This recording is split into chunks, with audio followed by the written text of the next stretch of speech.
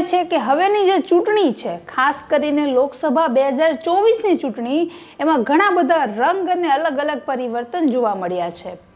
સામાન્ય રીતે એવું જોવા મળતું હોય છે કે જે રાજકીય પક્ષના નેતાઓ હોય કે જે તે ઉમેદવાર હોય તે અમુક ગ્રામ્ય વિસ્તારમાં જે વર્ષોથી ચાલતી પ્રથા નોટના બદલે વોટ આનું અનુકરણ કરતા હોય છે. ગ્રામ્ય વિસ્તારના જે પણ મતદારો હોય છે તેમને નોટ આપી ફોસલાવી અને એમની પાસેથી મત મેળવતા હોય છે અને આ રીતે પોતાનો રાજકીય પક્ષ અથવા પ્રચાર જે પણ આપણે કહી શકીએ તે કરતા હોય છે. પણ હવેની જે રાજનીતિ છે, હવેનું જે રાજકારણ છે એનો ટ્રેન્ડ આખો ઓપોઝિટ થઈ રહ્યો છે. એવી જ એક વાત સામે આવી છે જામનગરના કોંગ્રેસના ઉમેદવાર જેપી મારવિયાની. નમસ્કાર, આપની સાથે હું છું જાનવી.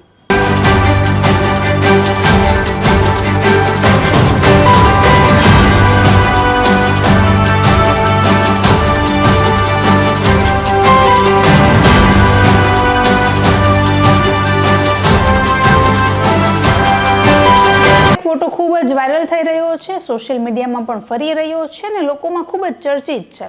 તે છે જામનગર લોકસભા બેઠક પરથી કોંગ્રેસના ઉમેદવાર જેપી મારવિયાનો ફોટો, જેમાં એક ફોનપેનો QR કોડ આપેલો છે, એમની બેંક ડિટેલ્સ આપેલી છે અને એવું લખેલું છે ફોટોમાં કે ફૂલ નહીં તો ફૂલની પાખડી સમાન ₹1થી લઈ અને તમારી યથાશક્તિ મુજબ કોંગ્રેસના ઉમેદવાર જેપી મારવિયાને દાન આપવા અથવા સહાય કરવા માટેની વિનંતી.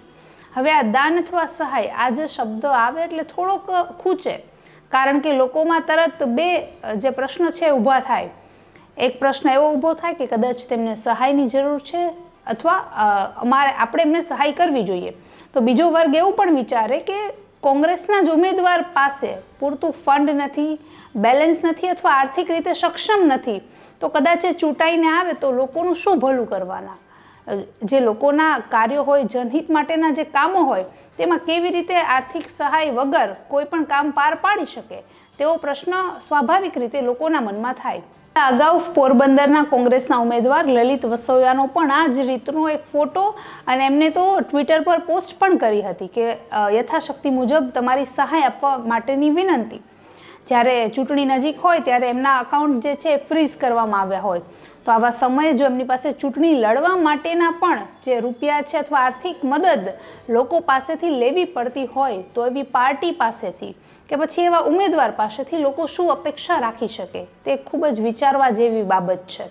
ઇતિહાસ એવો હતો કે જ્યાં વોટ માટે નોટની બદલી કરવામાં આવતી, નોટોનું વિતરણ કરવામાં આવતું, અને હવેનો ઇતિહાસ એવો છે કે જ્યારે કોંગ્રેસ જેવી પાર્ટી એવું વિચારે છે અથવા એવું કરી રહી છે કે નોટ પણ પ્રજા પાસેથી અને વોટ પણ પ્રજા પાસેથી.